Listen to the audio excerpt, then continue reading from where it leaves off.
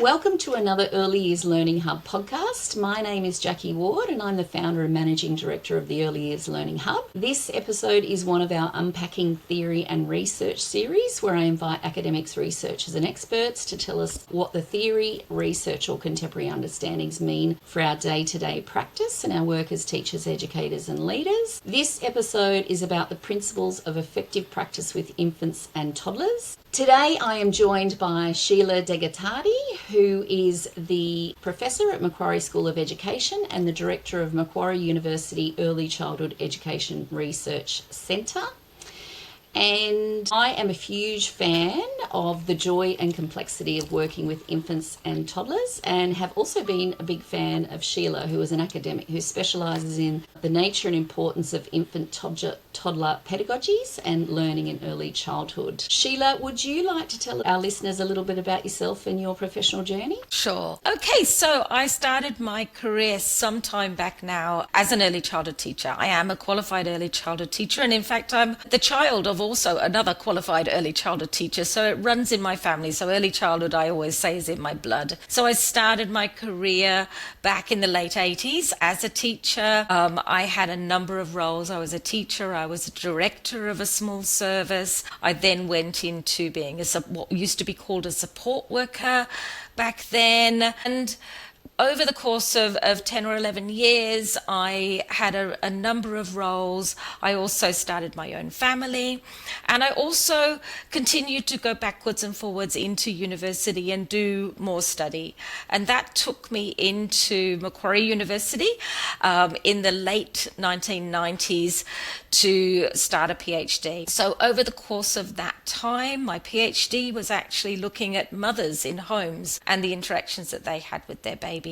But when I finished my PhD, I really wanted to apply the understandings that I got through doing that into the early childhood sector. And what was really important to me was I started speaking to a number of educators in the sector and saying, what is it like working with very young children? And they were saying that they enjoyed the work, but they were saying that we're pretty much invisible. Nobody really understands what we do. We don't have any professional resources. There's no research that we can draw on and so on. So that actually set my path. For the last 20 or so years as an academic, I've really concentrated on doing work, researching about how infants and toddlers learn, but more importantly, how they learn in the context of the pedagogies and the experiences that they get in an early childhood centre. So yeah, I've had quite a long career, but doing lots of different things. That sounds amazing, and so happy that you've been able to join us on the podcast and share your expertise. So the first thing I guess I wanted to talk about is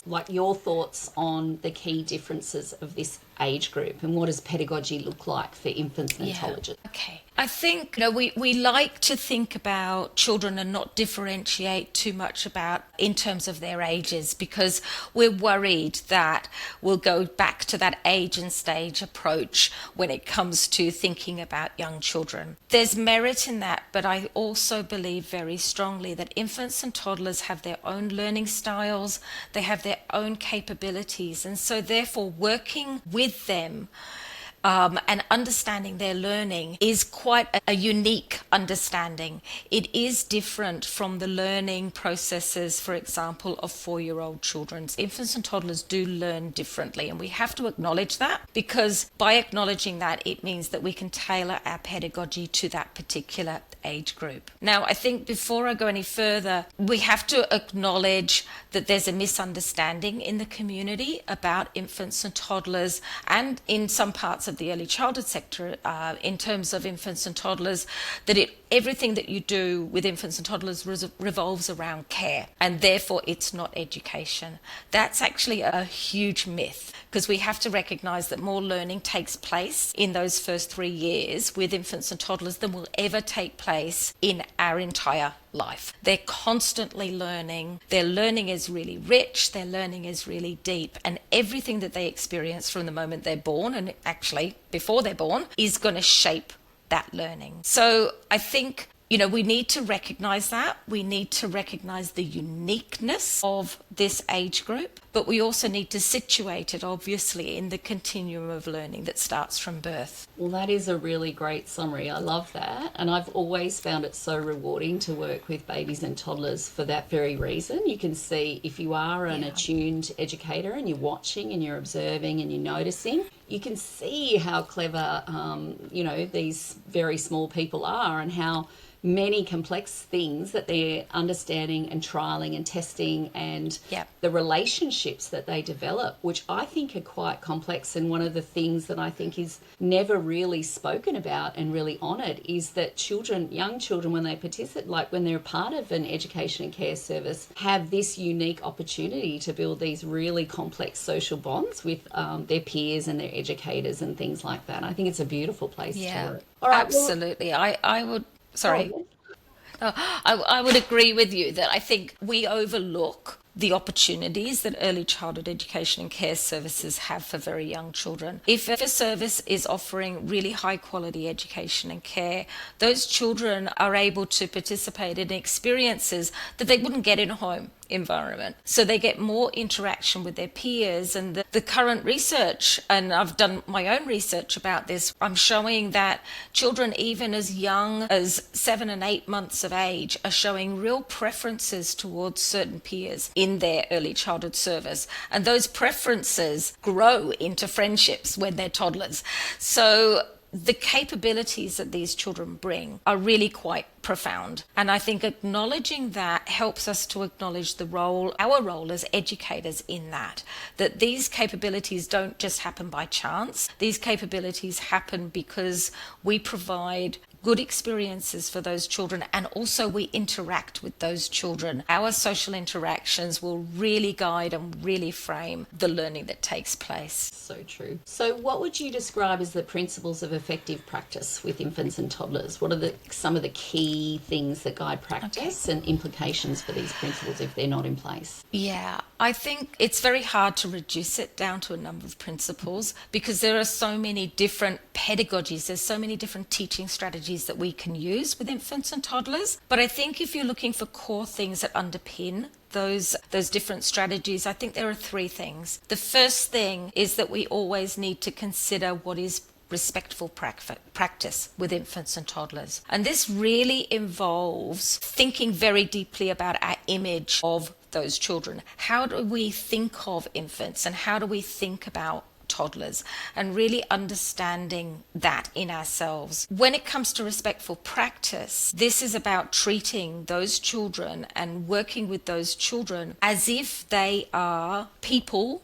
That sounds very glib, but as if they are people who have minds. And so it's people who have their own thoughts, their own ideas, their own preferences, their own intentions, and their own feelings. And if we really get to the bottom of that, that means that whenever we're working with these infants and toddlers, we're not doing things to them, we're doing things with them. So quite often, and I've done this myself, you go up to a very little baby and you pick them up without giving them any warning because you individually want to cuddle with that baby. Well, is that respectful? If somebody came up and did that to you as an adult, you would not think that that was very respectful. So that's just one example where we can just stop and think, how would this feel like for a child, for this baby, if I did this? Or is there a better way where I can show more respect for that baby's individuality and start doing things with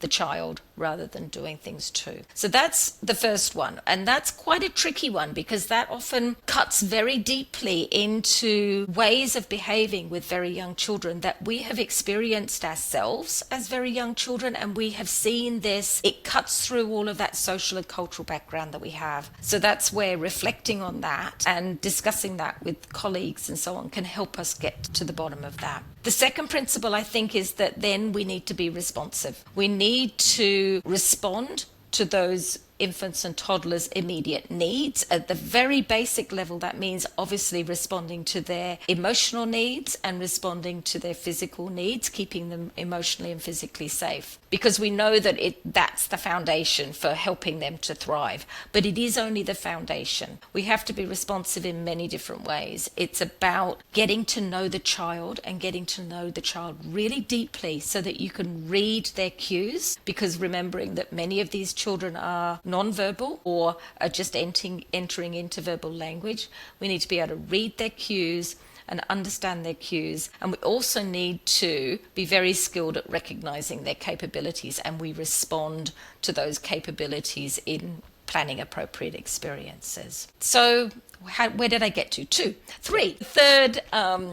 The third principle is that everything we do needs to be recognizing the importance of the interactions and the relationships that we have with these children. About using pedagogies that encourages the children to respond to you whilst you're responding to them. We want them to respond back to us as well, and developing those to and fro interactions, because it's those to and fro interactions where the learning is created and also the relationships are formed. So we've got kind of 2 aspects of relationships. One is that emotional kind of relationship that we want to build with the child. We want the child to trust us. We want the child to enjoy being with us and want to spend time with us. That's the emotional side.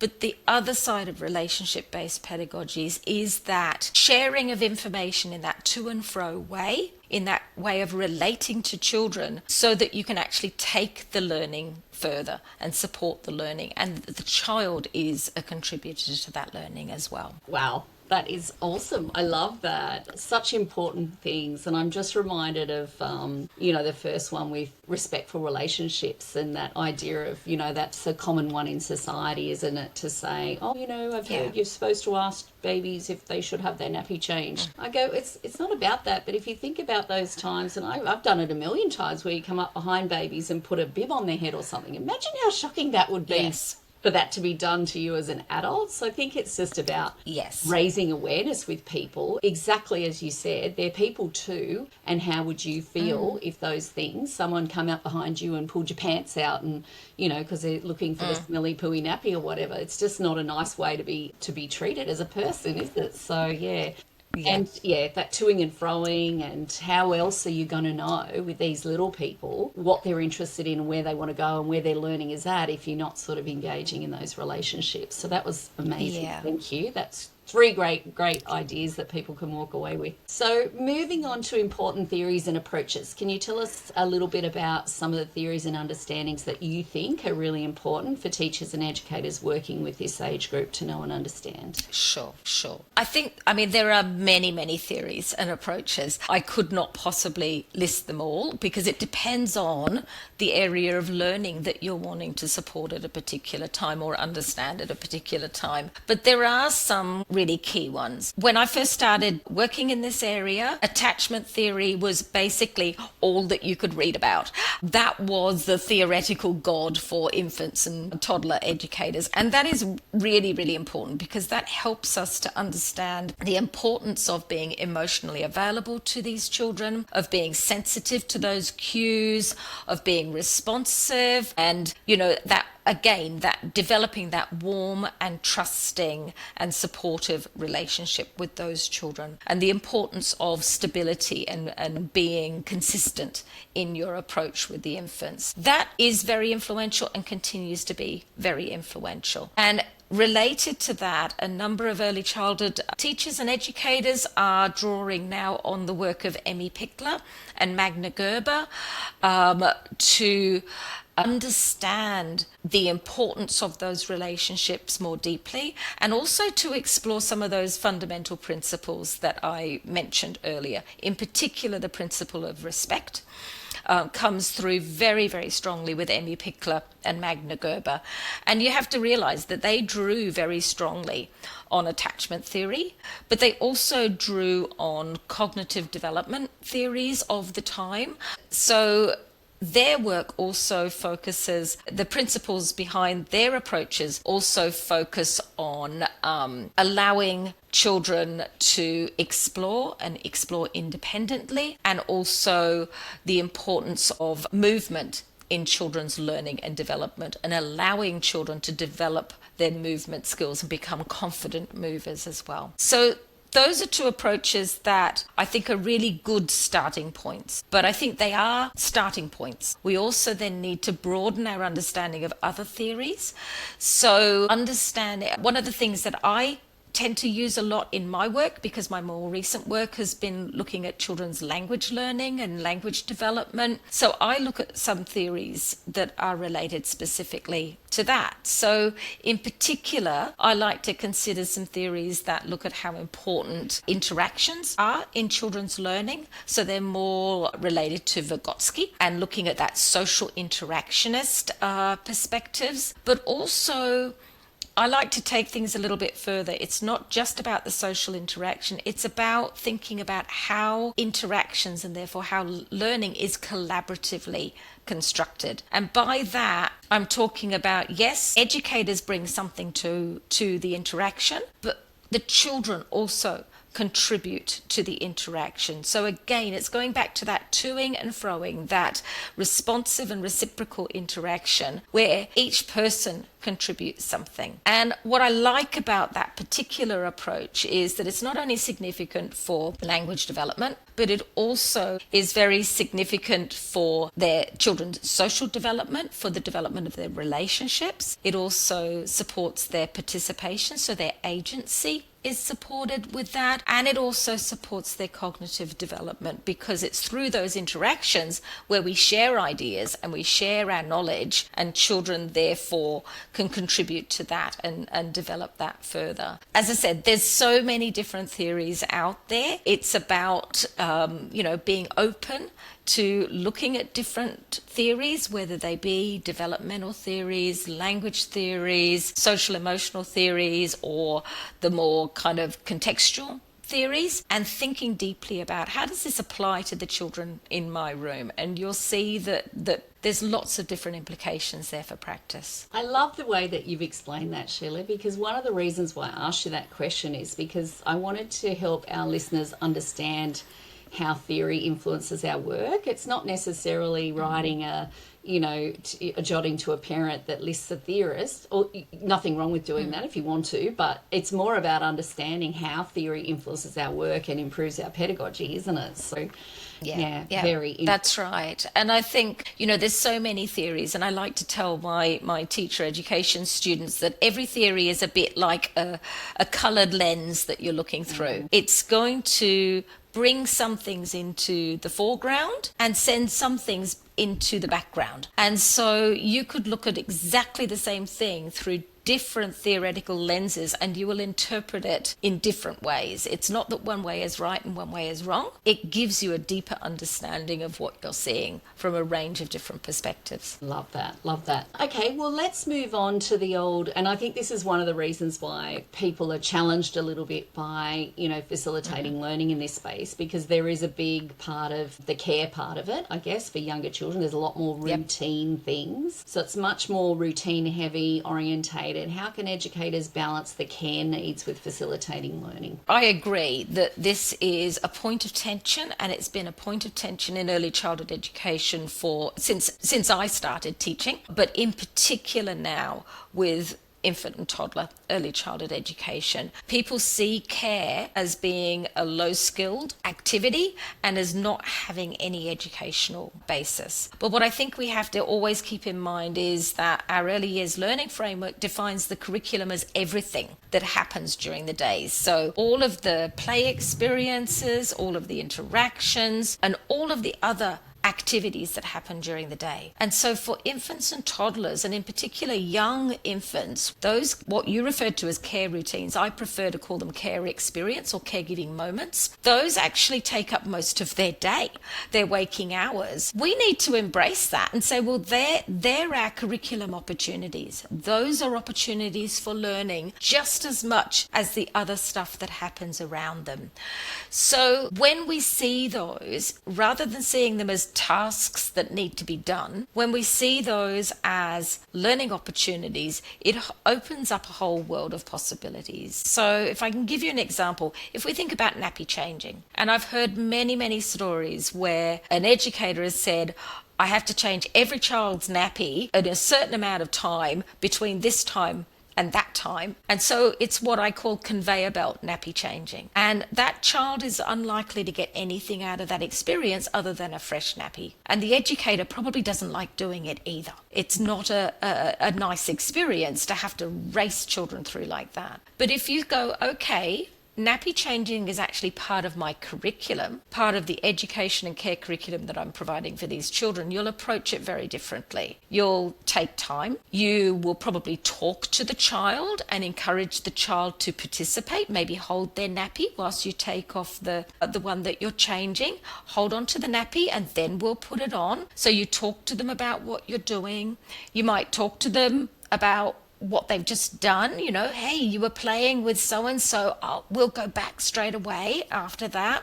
You might sing to them, you might talk about something that you could see. You take your time and then the child returns back to the room or whatever. That child through there is learning language, they're developing a closer relationship with you, they're enjoying their time with you, they're probably having their cognitive development stimulated as well. So that is learning just as much as the child who's sitting on the floor playing with a posting box or whatever. When we realize that, then you stop worrying so much about this divide between education and care, because that divide disappears. So we can do the same with lunchtime. Think about the toddler who might be able to help putting the cups out or the bottles out on the lunch table, might be able to help with serving food and so on and so forth. It's an integral part of the routine of the day, and therefore it's not something that needs to be rushed through. It's something that you can take your time, slow down,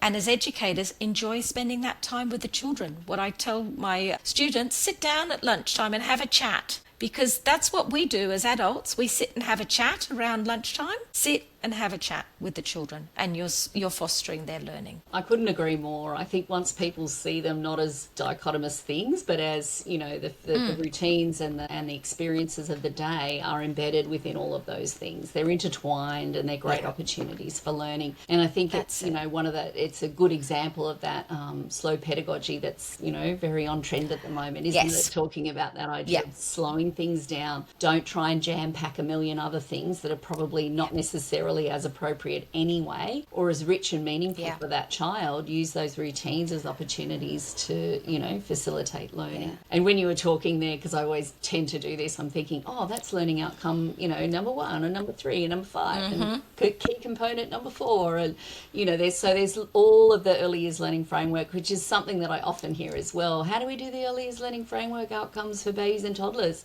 They're all embedded within those things of what you're trying to do. It is there.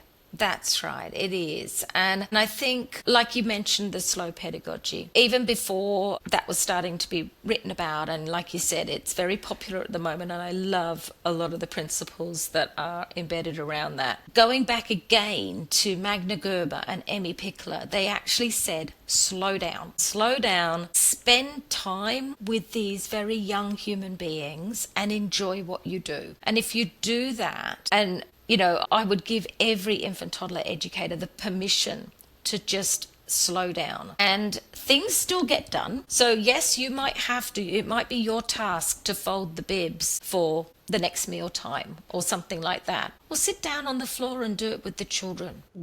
Or do it with the child. Rather than you trying to rush through it and rush something else, sit on the floor and do it with the children. It really doesn't matter if they're not folded beautifully. They're going to be worn next mealtime. So make it into a learning experience with the children and an enjoyable experience with the children. When we do that, it has another benefit in that it brings the stress level of the room down. When we slow down, when we take time to breathe, the stress level in the room comes down and the children's stress comes down, which is really critical, because when children are stressed, they can't learn effectively. Those neurons in their brain do not fire as they should be firing. So when we bring the stress down, that helps with that, and children will actually respond to that, but it also brings the stress down for the educators. And we have to recognize with infant toddler educators, the emotional labor of the work can be really intense. And so by slowing down, it gives us time to breathe and therefore time to help our professional selves to be able to deal with that often highly emotional environment in which we're at. And so it brings our own stress down, and that's got to be good for us as well. I couldn't agree more. I remember going to a professional learning where we went and visited and observed a very high quality infant toddler room, and the educator got the child up from, they'd woken up and they had a nappy change, and then she just sat with the child on her lap for a while, which is probably something that a parent might do when a child wakes up. Give them time to just, wake up slowly and naturally. And, you might think, our listeners might be saying, oh, but I've got all these things to do. But just giving that child a little bit of time meant that child was able to, sort of transition into the room and the flow, and everything was flowing. Whereas if that person had rushed that child off and, changed the nappy and scooted them into the room, he or she could have been crying for a while. It could have been very stressful for the child and the educators and everybody, So that flow is so important. That's exactly right. Yeah. I mean, it takes a while to establish that culture, and you do it in very small steps, but I think it's something that every infant toddler room needs to strive towards. And it's amazing. Whilst I said it does take time, it does actually gradually things get calmer and calmer. And so by thinking about your whole environment and also thinking about how are other things encroaching on that environment. So for example, I remember one centre where it was a huge infant toddler room, and with quite a few children in it. It was very noisy for obvious reasons, but also the staff room was diagonally across the room. So staff were going backwards and forwards constantly in and out of the staff room. Now that is going to impact on the calmness of a room. Another thing that often happens, and it's done for people do it without realizing what they're doing, is that the music will be put on in the morning and it'll stay on all day. Now, in an infant toddler, well, in any environment, but in an infant toddler room, if you have background noise, the educators have to talk above that background noise. The children then get louder. The educators then get louder, and so on and so on and so forth. And again, it creates a stressful environment. And it creates an environment where it's harder as well for the infants and toddlers to hear what you're saying and what you're saying clearly. So I would also say, turn that music off, please, and we'll just use it when you want to do music with the children. Yeah. And keep the noise level, keep those noise levels down. I have to say that as someone who's very sensitive to noise like that, like intentional when, as you say, when you're doing music or when it's appropriate for there to be some noise and whatnot. But if there's just some of that background, I just find it very stressful myself. And so I tend never to do it as an educator. But I do notice that when I'm in a room like that, I feel like saying, can we just turn that off? The babies, I can't hear the babies talk. And it's done with all the best intentions. It's done because we as human beings these days are so used to having background music on all the time. But it is something that we need to think about, especially with infants and toddlers, because they don't have that ability to filter out the background noise that we as adults tend to have and as older children have. They've got that ability to filter it out and really concentrate, for example, on the person who's speaking to them. Infants and toddlers are still developing that. And so keeping things quieter, keeping things calmer is really important for that environment. Definitely. Well, I think we might have touched on this a little bit already, but learning for infants and toddlers within the early years learning framework, I know we've talked about it. Is there anything else that you wanted to add in that sort of space? Look, I think, in the early years learning framework, there has been a criticism, and I was part of this criticism back in the day when version 1 came out, where a number of us were saying, we can't see infants and toddlers in this document. And educators were telling us, we don't see our work being reflected in this document. I think version 2 is better. I think there's been a lot of gains made, and they do specifically use the term very young children when things are specific for this very young young age group. But again, if you look at the outcomes, and once you start to develop a good understanding about infant toddler learning, most of those evidence statements in those outcomes, or at least a good proportion of them, can actually be applied very easily to infants and toddlers. So you were talking about outcome 1. So one of the evidence statements is about children showing confidence and showing curiosity. We can see that very clearly in the play of infants and toddlers. We can see things like, using trial and error and all of those kind of things. They're there. We can see them. But what is important is that how we see them and our ability to see them is contingent on the knowledge that we have about those capabilities. So with my students and with the educators that I work with, we do a lot of observation and looking at videos where we're looking for specific capabilities. Once you see it, you can't unsee it. Once you know what you're looking at. And it's like in early childhood education where all of us have been told at some point, oh, isn't it lovely? You just play with children all day. And we say, well, actually, it's really complicated. And we look for this and we do that and so on and so forth. It's the same with infants and toddlers. Once you start seeing different areas of learning in action and understanding that, then it's becomes easier and easier to apply those outcomes to the children in our services. So I think, there is a gap. I have to acknowledge there's a gap. Professional learning for those working with infants and toddlers is not as common as those working with older children. Learning resources is also not. But I think it is up to us as a profession to engage with those resources where they are. So organisations like Early Childhood Australia have a number of books and professional learning modules, for example, that are specific to the infant and toddler age group. Awesome. And that brings me also to some exciting news you've got to share with us, Sheila. You've got a new book coming out. Yes, I do. As I said, right back from the beginning of my career, I became aware that infant toddler educators deserved better support and better professional learning materials. So myself, along with a couple of other infant toddler researchers and practitioners, Andy Salomon and Tina Strategos, we've actually just finished writing, and it's just been published, a book about infant toddler pedagogy. So it's called, I have to remember what it's called now, it's called Intentional Practice with Infants and Toddlers, and it's about pedagogies that support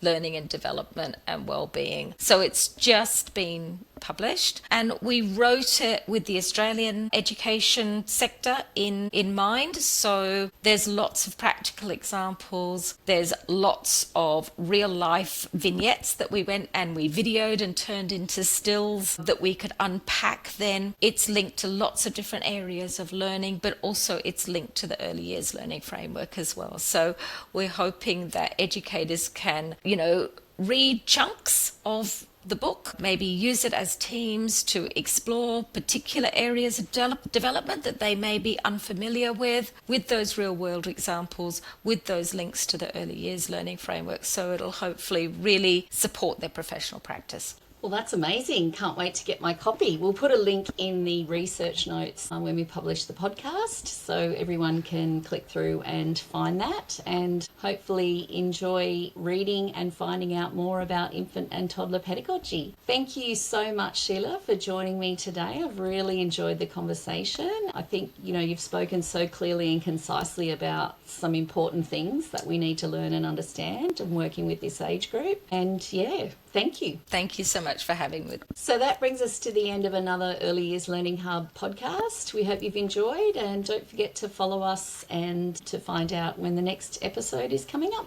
Thanks. Bye.